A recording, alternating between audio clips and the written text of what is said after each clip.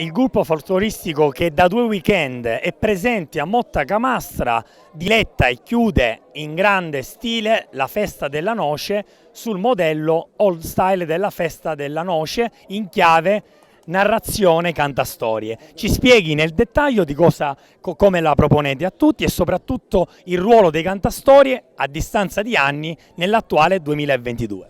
Cantastorie ce ne sono pochi, ma ci siamo, ecco, perché i veri artisti cercano ovviamente di non fare perdere la tradizione. Si può essere artisti moderni, ma è più bello essere artisti del passato, è così, ecco.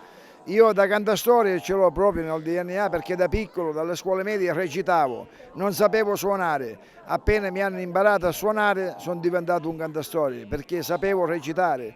La recitazione è più importante della musica che fai, è così, ecco. Questa ad esempio è la storia di Motta Camastra.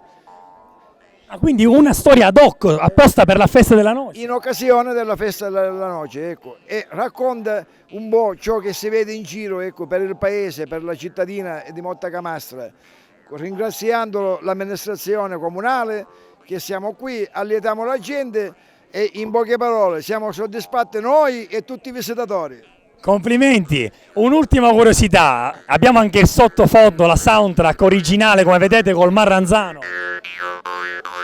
Continuiamo con un ultimo chiarimento, una sintesi della storia che andrebbe a raccontare facendo riprendere dalla nostra Alessandra videomaker prestata su tutto quello che succederà in ben 9 atti, diciamo. Una piccola sintesi. Benissimo, e qui si tratta del pericolo sulle strade che si corre ogni giorno di chi guida o comunque di chi si trova sulle strade, ecco, con qualsiasi mezzo. Quindi un messaggio di educazione civica. Educazione stradale, sì, benissimo, ecco. Prego. Si chiama Predica all'autista, in cui ovviamente è una morale per avvisare, per ravvisare tutti i guidatori o chiunque si trova nelle strade, tutta fatta a rime secondo il stile, ecco, dei cantastorie, e quindi dare un'impressione che possa rimanere nella mente, ecco, degli esseri umani affinché si possano evitare tante disgrazie. Quindi un messaggio di prevenzione, signori, i cantastorie nel 2022 si reinventano e diventano praticamente, creano dei messaggi di prevenzione. Prego, a lei. Ecco.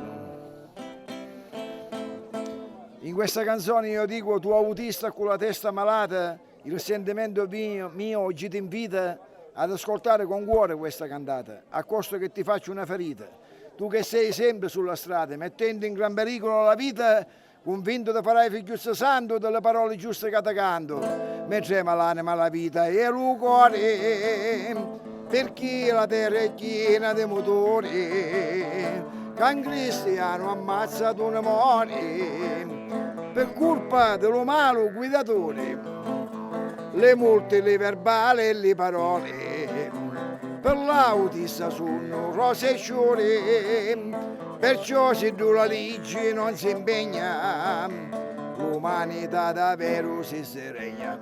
Un applauso signori, un applauso!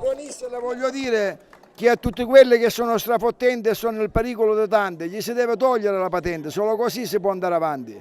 In questo modo quello storto sente, in questo modo impara l'ignorante, perché questa è la lezione che ci fa fare a tutta attenzione.